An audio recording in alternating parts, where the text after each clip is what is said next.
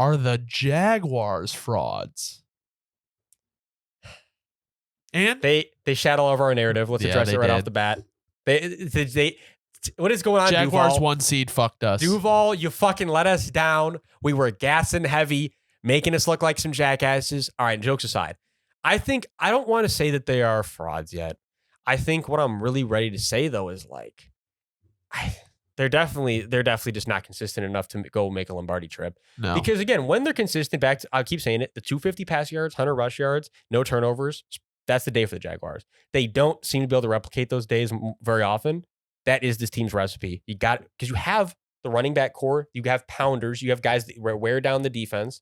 But if you don't get them going and you can't get that play action going that this team relies on, it's over with. And that is the Jaguars. And so in these type of games where nothing's going and the run game is non-existent, you are going to have problems. And that's exactly what happened. I just want to know why they can't put it together. Like, I want to know why they feel like so close, but also so far. But this was also a game where I think you'd agree, like, it's also just they are the kings of pulling out the Glock and shoot themselves in the foot. They're the kings of the Glock slipping. That is what Doug Peterson said. He said, we just can't stop hurting ourselves. I mean, that's so true. That T-Law turnover was one where you're like... Fumbling in the red zone. Like, watching that one, it's like, and I'm saying this facetiously. I know he's not being serious. I know he would never. But that's like one where you're watching and you're like, is T-Law fucking betting against his own? I mean, that's a mistake so bad where it's like, how? I mean, that's one where it's like, genuinely, how does that happen? I'll tell you, back to what you were saying that I was saying the other day. I don't remember exactly what game it was. Thinking too much. When you think more instead of raw action, shit like that happens. T-Law seems like, in my opinion, he's out there thinking too much. Not enough thinking, or too much thinking, not enough action. T-Law, get out there, think less, act more. You're thinking too much back there. Just go do you. I mean, even holding a team like the Ravens to 23 points is impressive. I mean, you gave up 2 fumbles to them. Like, if you don't give that up, the Ravens aren't, I don't know if the Ravens are scoring that much. Like, the Jaguars defense did not have a bad day. I mean, they got ran all over, 251 yards on the ground, but 171 yards in the air is nothing. And they forced a turnover with an interception. So this scares me because it's like, I thought the Jags could compete with like anybody in the AFC. And it's just apparently not true. What are they on a 3-game skid now? I say apparently they're like the weakest link of the competitors in the AFC.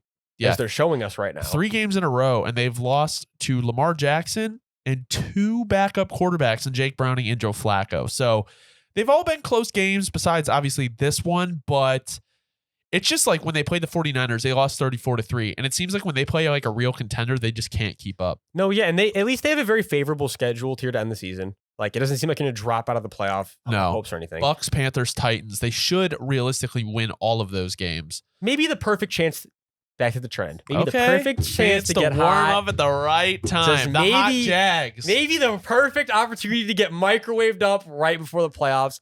And that's the last thing I had to say about the Jags before I forget is this was one of those games too where I think you really saw Trayvon Walker, like, this was what they drafted him for. Like, these are the type of moments where when you need to contain a guy like Lamar and you need someone who can spy somebody literally from the fucking nose position, basically on the line in a little, you know what I'm saying? You can put him on the edge. You can put him anywhere and he will be able to go out there and chase around anybody you need. It's a very unique skill set, but it's one that really no other edge rusher I would say has. Right. Trayvon Walker is a very unique player. This was the game that kind of really highlights what he can be used for at their peak.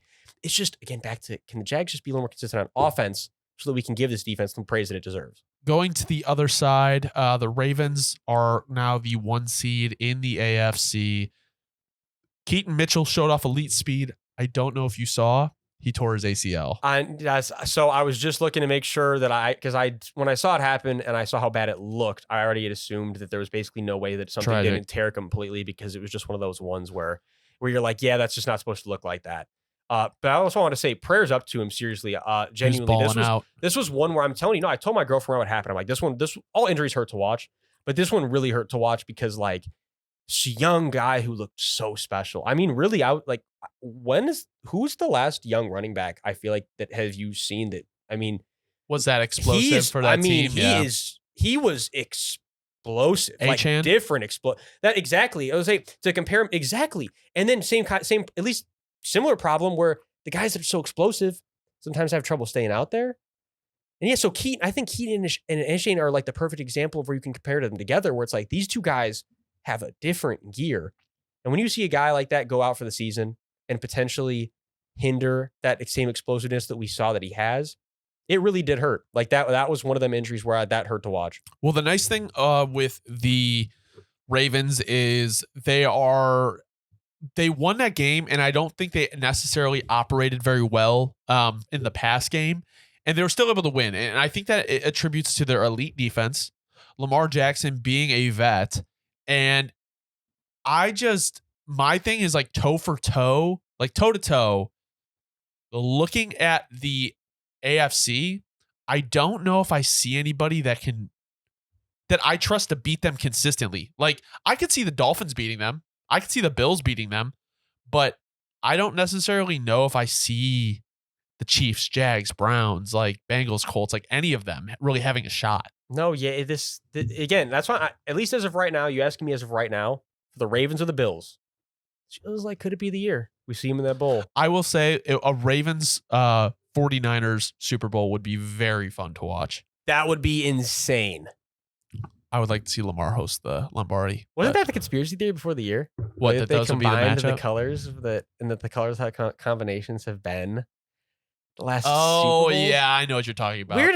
That is, and there's no way that's how it works. It's just very weird that is potentially another year that could happen. I mean, like, genuinely, what are the chances of that? That is unbelievable. Yeah. Weird stuff. It's just weird simulation shit right there. It's still, I still don't like the 49ers.